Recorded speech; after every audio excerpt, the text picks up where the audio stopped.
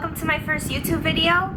I wanted to say hello and thank you for watching. This look is on a picture that I posted on Instagram a few weeks ago. Everybody really liked it. I got a lot of good feedback on it and everybody wanted me to record it. I've finally gotten around to it, figuring all of this out, so if you like it, give it a thumbs up and please subscribe. Alright, well here we're just starting with the Brow Wiz in soft brown. Just speed through this really quickly. Usually I start on the bottom and try to get like a nice sharp outline, and then the rest of it I just kind of lightly fill it in until I get the saturation of color that I want. Usually here in the front I go a little bit lighter.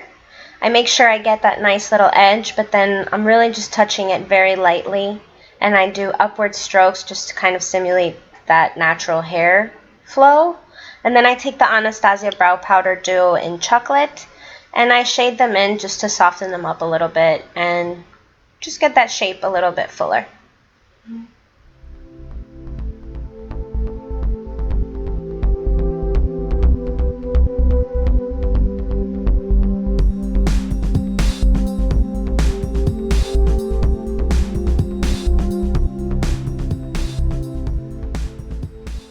Then I'm going to take the Cella Highlighter Concealer Pencil and I'm going to quickly carve out the under eyebrow area. And this does two things. It corrects any little mistakes that you might have made lining your eyebrows, but it also gives you a really nice eyebrow highlight that will go great with your eyeshadows. Then blend that out with a little buffing brush.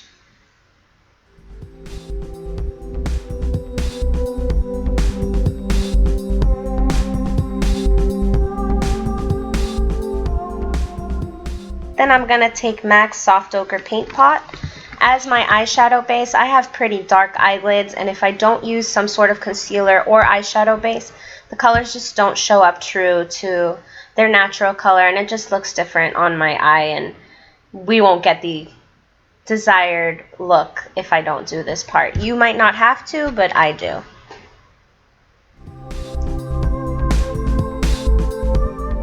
Then I set it with MAC Studio Fix Powder in NC20.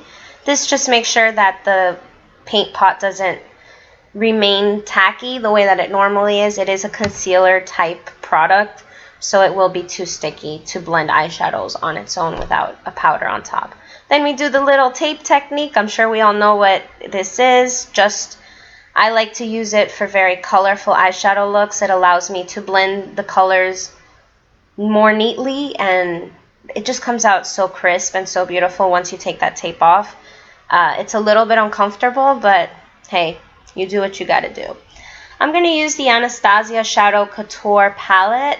Here I'm applying just a little bit of Soft Peach for a nice light transition shade.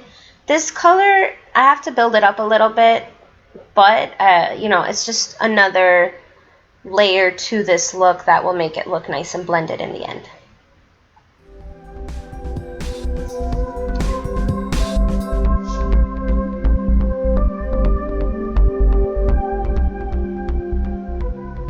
Then I'm taking Morocco with a MAC Dual Fiber Blending Brush, and I'm applying that just a little bit lower on the crease, but not under the crease. As you can see there, my lid is a little bit hooded, so if I go too low, then the lid color just won't show up as clean. Everybody's eye shape is different. My eye shape goes well with certain looks. Some looks don't look good on my eyelids, so you know, that's something that over time you learn how to deal with it.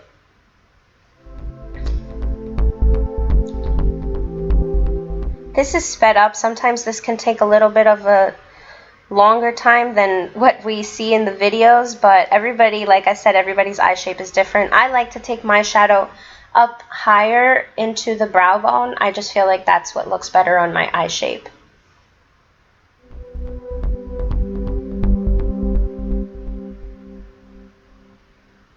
Then I'm taking the color Fudge from the Anastasia Shadow Couture palette, and I'm going to concentrate that in the outer corner. I'm using the same brush from the palette. It has a nice little precision blending tip. Then I just go with the fatter blending side to kind of diffuse that into the crease color. And I just keep building that up until I have the darkness that I want. You know, depositing a little bit of color is always better than just going in with a lot of shadow. It's easier to blend, and it's not that easy to take shadow away once it's on your lash without starting over.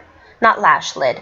Here my camera overheated, so I just went ahead and did my eye first, and then I'm going in with the Star Cobalt shadow from Anastasia Beverly Hills, and I'm carefully packing that onto the lid.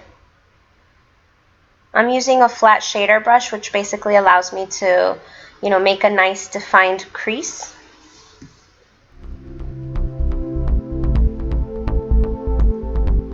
Then I'm taking that same dual fiber blending brush from MAC, and I'm just blending that edge very slightly so it's not so harsh and it matches the other eye as well.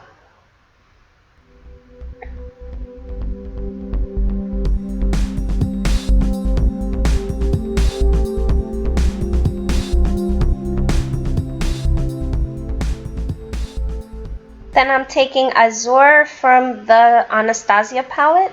It's just a brighter, shimmery blue. I popped it on the lid just to give that Star Cobalt a little bit more of a bright pop of blue. Then going in with Noir, I'm going to focus that on the outer corner.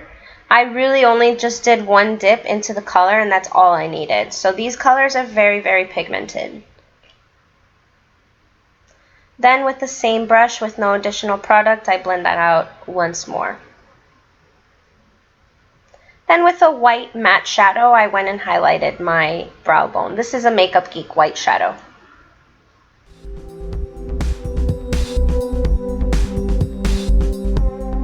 Now I'm taking Inglot's number 77 black gel liner, the toughest, roughest, darkest, blackest liner that you could purchase. This is it. I'm just using an angled winged eyeliner brush, and I'm just using the tape as my stencil for that eyeliner. You don't always have to use the tape, but honestly this makes it so easy and foolproof.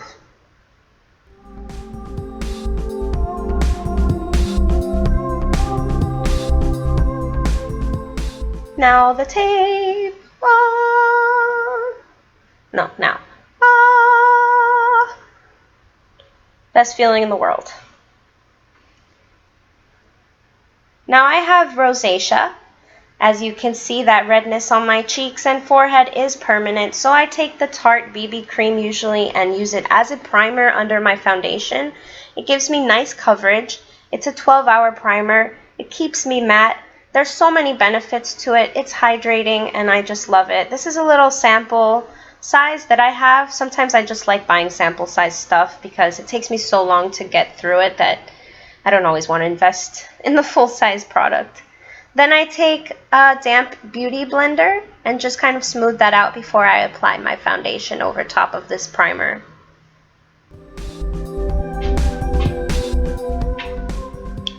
I'm using the Maybelline Matte and Poreless Fit Me foundation in 228. I really love this foundation. It looks really beautiful on any type of skin, and it's easy to blend out. It lasts for a long time, and I mean, it works. It also has a nice yellow undertone, which goes well with my type of skin color. Even though I have the pinkness from the rosacea, foundations with a pink undertone don't do me any favors at all. So this one works really nicely, and it's affordable at the drugstore. Then I'm using MAC's Pro Longwear Concealer in NC30. I also use NC43, I think, sometimes when I'm feeling a little bit more like dark under the eyes, but this color works nice as a brightening agent. And I go all the way down. I'm going to use it to highlight today. Sometimes I just use it as concealer and then use a separate concealer to highlight, but why do all that extraness when this eye look was already so complicated? A little bit on the forehead, on my chin, then blend it out with the beauty blender per usual. this concealer dries really nicely and it doesn't crease. Then I set that with MAC Studio Fix Powder in NC20.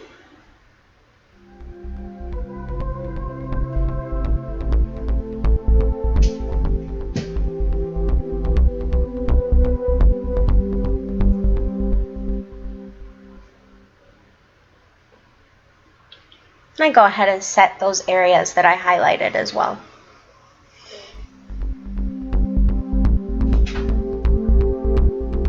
Now let's go back to the lower lash line and finish our eye look. I'm using the same gel liner for my lower lash line and waterline. This is an excellent waterproof liner. Again, it does not come off unless you really have a good eye makeup remover.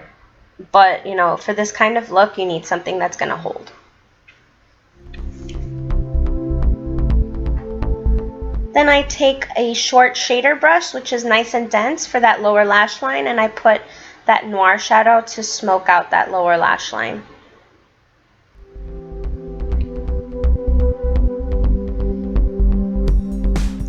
Then I'm taking Morocco and doing the exact same thing to further smoke out the lower lash line and to mimic the eyelid on top.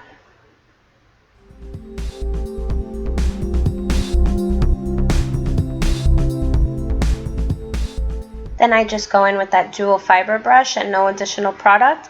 Make sure everything's nice and blended and smooth and I don't look like a raccoon. Then I'm taking BH Cosmetics Bombshell Bronzer just to bronze up my face a little bit. This stuff is pretty nice. It has a nice little shimmer to it, but it doesn't really show up shimmery on your skin. It's just glowy and pretty, and it has a nice soft, you know, bronze shade. Then with a smaller little angled brush, I'm going to take the BH Cosmetics Forever Nude palette, which I love. I said it. And I just kind of go in and further chisel out that cheekbone. I don't always like to do a very strong contour, but for this look, you know, we just did a light little contour. Don't you hate it when you're doing stuff to your face and your nose itches? Why does it itch when I don't have makeup?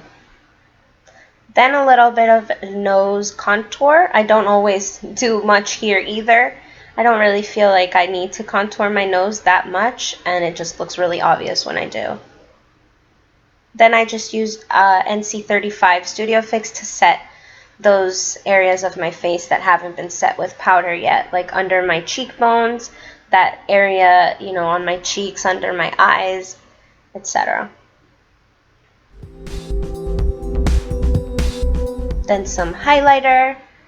I'm using Becca Cosmetics Champagne Pop, which is a really nice pinky highlighter, and it's very, very pigmented. I don't go too much because I have large pores and too much highlighter makes those look bigger. Then a little bit on the nose, on the tip, on my Cupid's bow. A little bit underneath too, doesn't hurt.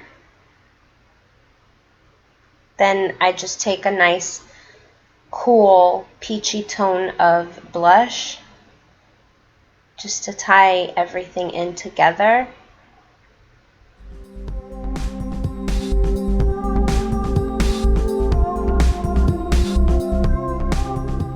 Then I take NYX Matte Lip Cream in Stockholm and apply that all over my lips with a little bit of Anastasia Milkshake Liquid Lipstick over top for a little light ombre effect.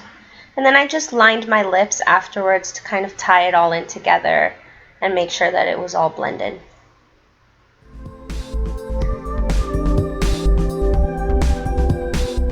Now I'm just going to apply some MAC Fix Plus as usual. I hope you guys like this video.